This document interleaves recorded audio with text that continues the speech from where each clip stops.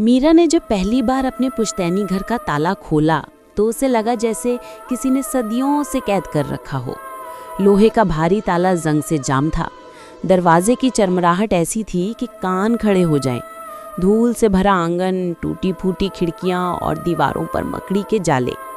ये घर अब किसी भी इंसान के रहने लायक नहीं था। लेकिन मीरा के पास और कोई जगह नहीं थी।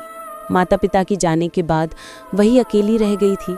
शहर की भीड़ से थककर वो अपने गांव लौट आई थी, इस उम्मीद में कि शायद यहाँ उसे शांति मिले।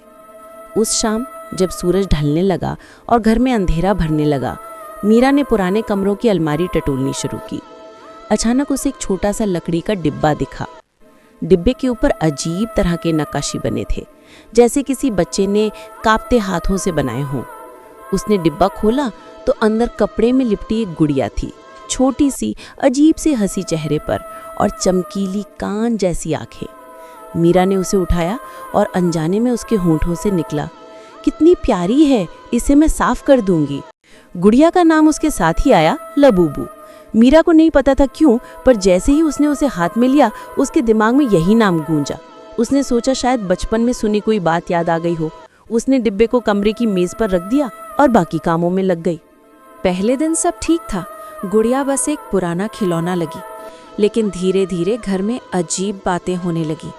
कभी किताबें अपने आप खुल जाती, कभी दरवाजे आधे खुले मिलते। एक दिन जब मीरा ने सुबह उठकर देखा तो उसके बिस्तर के पास चाय का कप रखा था, आधा भरा हुआ। उसने याद किया कि उसने तो रात को कोई चाय नहीं बनाई थी। रातें और अजीब होने लगी। जब घर में सन्नाटा होता, मीरा को लगता जैसे कोई उसका नाम ले रहा है, बहुत धीमी, मासूम सी आवाज़, मीरा। उसने सोचा शायद ही उसका भ्रम है। लेकिन एक रात जब बिजली चली गई और मोमबत्ती की लौ हिल रही थी, मीरा ने देखा कि लबाबू की आंखों में वो लौ सीधी परावर्तित नहीं हो रही थी, उसमें कुछ और चमक रहा था, जैसे किसी इंसान की आंखों में डर या भूख। डरते डरते मीरा ने घर की अलमारी में खोजबीन शुरू की। उसे एक पुरानी डायरी मिली।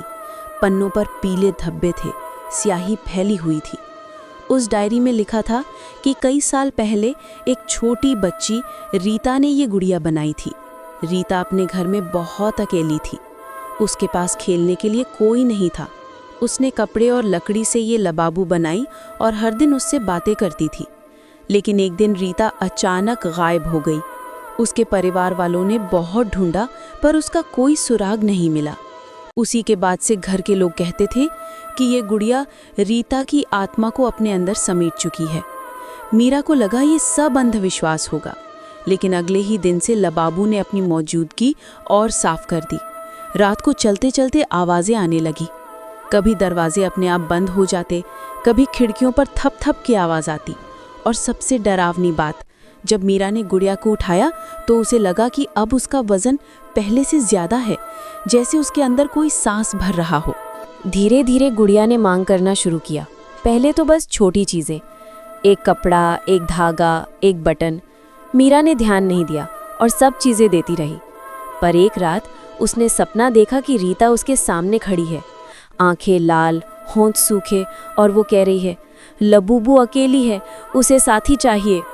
मीरा पसीने में भीगकर उठी और देखा कि लबूबू उसके बिस्तर के बिल्कुल पास बैठी है। उसकी छोटी सी मुस्कान बड़ी हो चुकी थी। मीरा ने चीखते हुए उसे उठाकर अलमारी में बंद कर दिया और ताला लगा दिया। लेकिन उसी रात अलमारी अपने आप खुली मिली। लबूबू वापस मेज पर बैठी थी, जैसे कभी हिली ही न हो। गांव के बुजुर्गों से पूछने पर मीरा को पता चला कि इस गुड़िया को गांव के लोग चाहत की गुड़िया कहते थे। माना जाता था कि ये कभी संतुष्ट नहीं होती, वो इंसानों की चीज़ें लेती है, पहले छोटी फिर बड़ी और आखिर में उनकी यादें और आत्मा। मीरा को ये सुनकर डर लगा, पर वो सोच नहीं पाई कि अब करे तो क्या। उसने गुड़िया को नदी में बहाने की कोशिश की। रात के अंधेरे में जब उसने लबूबू को पानी में फेंका तो वो डूबने के बजाय तैरती हुई वापस सतह पर आ गई। और तब मीरा ने साफ सुना किसी बच्ची की आवाज़, तुमने मुझे छोड़ दिया, अब मैं तुम्हें छोड़ दूंगी। उसके बाद से घर की हर रात नर्क बन गई। कभी दरवाज़ा अपने आप बंद होना, कभी कमरे में पंखे के बिना भी पर्दे हिलना, और सबसे भयानक, अंधेरे में मीरा के कानों में वही आवाज़, मीरा। धीरे धीरे मीरा का डर पागलपन में बदलने लगा।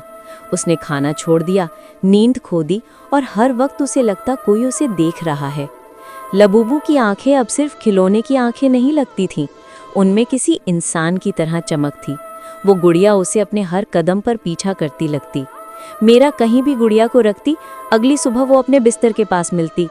गांव वाले कहते, ये घर अच्छा नहीं है, यहाँ मत रहो। लेकिन मीरा जानती थी भागना अब मुमकिन नहीं। लबूबू ने उसे अपने जाल में फंसा लिया था। एक रात जब तूफान बाहर गरज रहा था, मीरा ने अलमारी से पुरानी डायरी उठाई।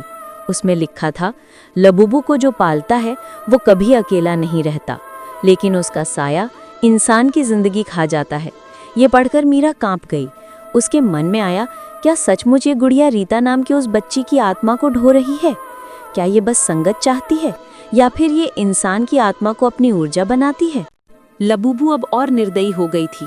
कभी उसके कान में बच्चों की हंसी सुनाई देती, कभी दीवार पर छोटे छोटे पंजों जैसे निशान मिलते। एक बार तो उसने आईने में देखा कि उसके पीछे कोई खड़ा है, पर जब उसने पलट कर देखा, वहां सिर्फ गुड़िया थी। मीरा डर डर कर जी रही थी। उसका दिमाग बिखर रहा था। नींद में चिल्लाना, अपने बाल नोचना और हर वक्त ये कहना, ये मुझे खत्म कर देगी, ये मुझे खत्म कर देगी। लेकिन इसी पागलपन में एक रात उसे सच्चाई का एहसास हुआ। उसने देखा लबूबू चाहे जितना डराए, लेकिन उसका असली बल है डर खुद। अगर वो डरना छोड़ दे तो गुड़िया कमजोर हो जाएगी। उसने तय किया, अब और नहीं। मीरा ने रात को गुड़िया को सामने रखा, उसकी आंखों में झांक कर कहा, तुम मुझे पागल करना चाहती हो तो सुनो, मैं अब तुमसे नहीं डरती। तूने मेरा घर लिया, मेरी नींद ली, मेरी हंसी छीन ली, लेकिन अब तू मेरी आखिरी सांस नहीं ले पाएगी। अब तेरा अंत होगा। लबूबू की मुस्कान चौड़ी हो गई। कमरे की बत्तियां अपने आप बंद हो गई। चारों तरफ अंधेरा और ठंडी हवा भर गई। लेकिन मीरा हिम्मत नहीं हारी। उसने अलमारी से मिट्टी का तेल निकाला और लबूबू को उसी पुराने लकड़ी के डिब्बे में डाल दिया जिसमें वो मिली थी। गुड़िया तड़पने लगी, मानो उसमें सचमुच कोई जिंदा आत्मा कैद हो। कमरे में बच्चों की चीखें गूंजने लगी, दीवारें हिलने लगी, पर मीरा ने कांपते हाथों से डिब्बे पर तेल डाला और माचिस जलाई। जैसे ही आग ने डिब्बे को घेरा, कमरे में जोरदार धमाका हुआ। खिड़कियां टूट गईं, कांच के टुकड़े उड़ने लगे और उस शोर के बीच मीरा ने साफ सुना, नहीं नहीं, मैं तेरे साथ रहना चाहती थी। लेकिन मीरा ने अपनी आंखें बंद करके कहा, तू रीता नहीं है, तू बस मेरे डर का रूप है और मैं अब तुझसे आजाद हूं। आग ने धीरे धीरे गुड़िया को राख में बदल दिया। कमरे में पसरी ठंडी हवा अचानक गर्म हुई और फिर बिल्कुल शांत। पहली बार महीनों बाद उस घर में खामोशी थी। मीरा जमीन पर गिर पड़ी। उसके चेहरे पर आंसू थे, हाथ कांप रहे थे, लेकिन उसके दिल से एक बोझ उतर चुका था। उसने डर को जीत लिया था।